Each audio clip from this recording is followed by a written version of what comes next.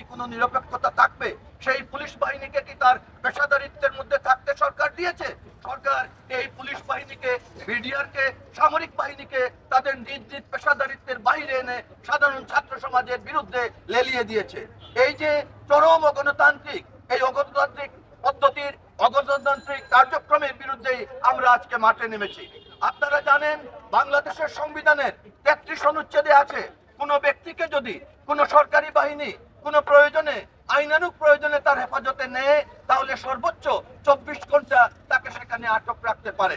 কিন্তু আপনারা দেখেছেন এই কোটা বিরোধী আন্দোলন, এই কোটা সংস্কার আন্দোলন, এই বৈষম্য বিরোধী আন্দোলনে যারা সমন্বয়ক, এই 6 জন সমন্বয়ককে ঢাকার ডিবি অফিসে গত প্রায় 1 সপ্তাহ যাবৎ আটক রাখা হয়েছে।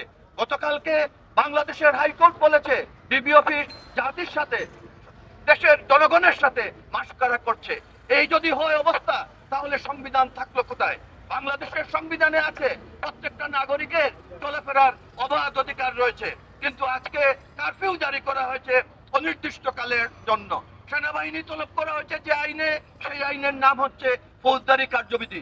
সেই ফৌজদারি কার্যবিধি ব্রিটিশ আমলের আইন, সেই আইনেও সান্ধ্য আইন বলে, কারফিউ বলে কোনো শব্দ নেই। সরকার বাংলাদেশের সংবিধান পরিপন্থী এই পদ্ধতি অবলম্বন করছে এদেশের জনগণের গণতান্ত্রিক সাংবিধানিক অধিকার, আন্দোলন, কথা বলার অধিকারকে রোধ করে দেওয়ার জন্য। কিন্তু আজকে সরকার ইন্টারনেট বন্ধ করে দিয়েছে, উল্টা বলছে বিক্ষোভকারীরা নাকি আন্দোলন করে এই ইন্টারনেট বন্ধ করেছে। কিন্তু সরকারের মন্ত্রী আজকে জুনায়েদ আহমেদ পুলক, তিনি প্রথম দিনই গণমাধ্যমে বলেছেন এই ইন্টারনেট যদি চালু থাকতো তাহলে গুজব ছড়াতো এবং আরো বেশি ক্ষতি হতে পারতো। এতে কি প্রমাণিত হয়? তারাই সেই ইন্টারনেট বন্ধ করেছেন।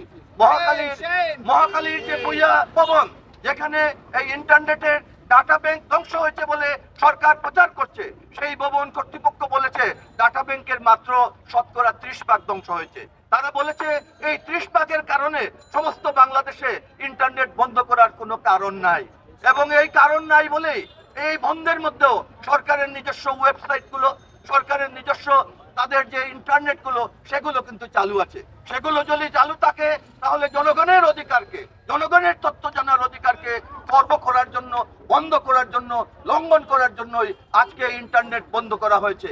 এর মধ্য দিয়ে সরকার যে সাংবিধানিক শপথ নিয়েছিল, সেই সাংবিধানিক শপথকে তারা লঙ্ঘন করেছে। একটু আগে আব্দুল করিম চৌধুরী কিম বলেছেন এদেশের ইতিহাসে কখনো পুলিশ, বিডিআর, সেনাবাহিনী হেলিকপ্টার থেকে নিজস্ব জনগণের উপর গুলি করে নাই, কিন্তু আজকে এই সরকার নজিরবিহীনভাবে হেলিকপ্টার দিয়ে সাধারণ শিক্ষার্থীদের উপর গুলিবর্ষণ করেছে। আজকে এই সরকার সাজোয়া যান দিয়ে বিশ্ববিদ্যালয় ক্যাম্পাসকে টহল দিয়েছে। সুতরাং এই সরকার যে কার্যক্রমগুলো করেছে, এগুলো রাষ্ট্রীয় গণহত্যার অন্তর্ভুক্ত, এগুলো রাষ্ট্রীয় সন্ত্রাসের অন্তর্ভুক্ত। এই রাষ্ট্রীয় গণহত্যা, রাষ্ট্রীয় সন্ত্রাসের প্রতিবাদ জানানোর জন্য আজকে সিলেটের আইনজীবী, সাংবাদিক, শিক্ষক, ছাত্র, সংস্কৃতি কর্মী, সকলে রাজনীতিবিদরাও এখানে এসেছেন। আমি দেখতে পাচ্ছি আমার পাশেই অ্যাডভোকেট জাকির আহমেদ, প্রাক্তন তুকর ছাত্রনেতা, তিনি এসেছেন। বাম গণতান্ত্রিক ফ্রন্টের, ফ্যাসিবাদ বিরোধী বাম জোটের অনেকেই এসেছেন। আমরা সকলে মিলে আজকে এই প্রতিবাদ জানিয়েছি। এই প্রতিবাদের মাধ্যমে বাংলাদেশের 74 জন বিশিষ্ট ব্যক্তি গতকালকে ঢাকায় বিবৃতি দিয়েছেন।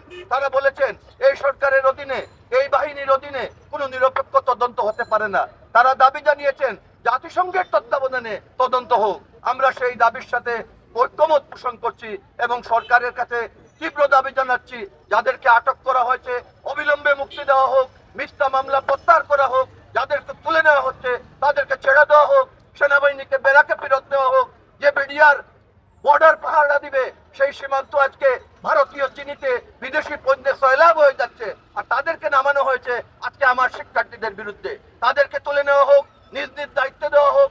এই মহিলা কলেজ, বিশ্ববিদ্যালয় সহ সবগুলো খুলে দেওয়া হোক। শিক্ষা স্বাভাবিক পরিস্থিতি ফিরিয়ে আনা হোক। যে 211 জনকে খুন করা হয়েছে, প্রত্যেকের খুনের মামলা আইনানুগভাবে দায়িত্ব নিতে হবে সরকারকে।